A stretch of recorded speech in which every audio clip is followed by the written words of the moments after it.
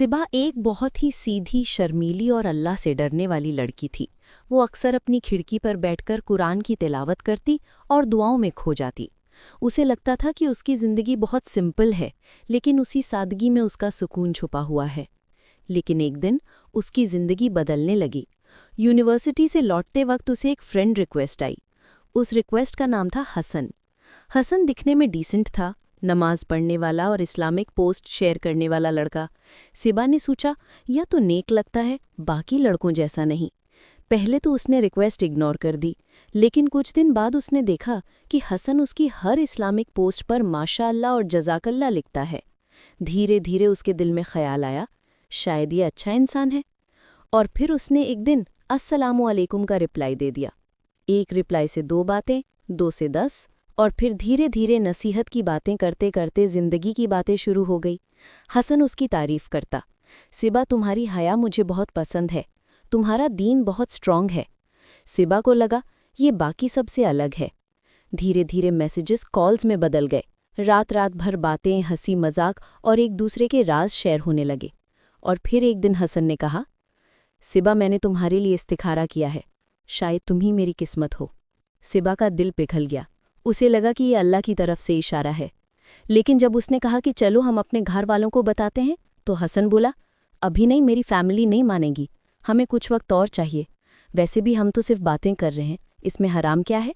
सिबा का दिल बार बार कहता, रुक जाओ सिबा, ये सही नहीं है। लेकिन उसका नफ्स फुसफुसाता, तुम्हें भी तो उससे मोहब्बत है, अल्लाह माफ़ कर देगा। फिर एक दिन हसन ने मिलने की बात कही। सिर्फ एक दफ़ा मिलते हैं, कुछ गलत नहीं होगा। सिबा ने बहुत मना किया, लेकिन आखिरकार मान गई। वो एक पार्क में मिले। पहली मुलाकात दूर से बातें करके ख़त्म हुई, लेकिन वो एक बड़ी बाउंड्री क्रॉस कर चुकी थी। फिर मुलाकातें बढ़ती गईं, गिल्ट कम होने लगा और फिर धीरे धीरे ख़त्म हो गया। एक दिन हसन ने उसका हाथ पकड़ लिया। सिबा का जिस्म कांप उठा, उसका दिल ज़ोर ज़ोर से धड़कने लगा और वो तुरंत घर लौट आई। उस रात उसे नींद नहीं आई। तहज्जुद में वो सजदे में गिर पड़ी और रोते हुए कहने लगी, या अल्लाह, मैं कहाँ फंस गई? मैं तो तेरी बंदी थी, तेरे रस्ते पर चलती थी। मुझे मोहब्बत चाहिए थी, लेकिन मैं गलत रस्ते पर आ गई। या अल्लाह, मुझे इससे बचा ले। अगर ये इंसान मेरे लिए अच्छा नहीं, तो इसे मुझसे दूर कर दे। अल्लाह ने उसकी दुआ सुन ली। कुछ ही दिनों बाद सिबा को मालूम हुआ कि हसन किसी और लड़की के साथ भी बातें करता है।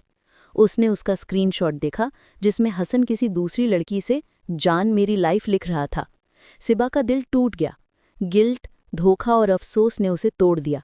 उसे याद आया कि नबी सल्लल्लाहु अलैहि वसल्लम ने फरमाया है, दिल अगर सही हो तो पूरा जिस्म सही होता है, लेकिन अगर दिल बिगड़ जाए तो पूरा जिस्म बिगड़ जाता है।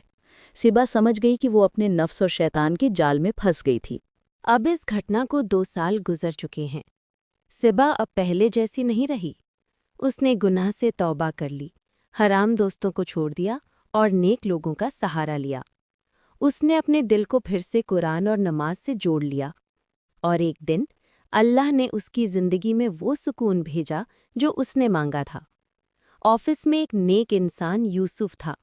वो सिबा की इज्जत करता था, बिना ज़रूरत उससे बातें नहीं करता था, लेकिन अपने घरवालों से जाकर सिबा का हाथ मांग लिया। निकाह के दिन जब सिबा यूसुफ के सामने बैठी, तो उसे अपनी पुरानी दुआ याद आई, या अल्लाह, अगर ये इंसान मेरे दीन के लिए अच्छा नहीं है, तो मुझे इससे दूर कर दे और मुझे सुकून दे। और आज वो सुकून उसे हलाल रिश्ते में मिल गया था। सिबा ने जाना, हराम रास्ता कभी हलाल मंजिल तक नहीं ले जाता। सच्चा प्यार वही है जो अल्लाह के बताए तरीक़े से हो।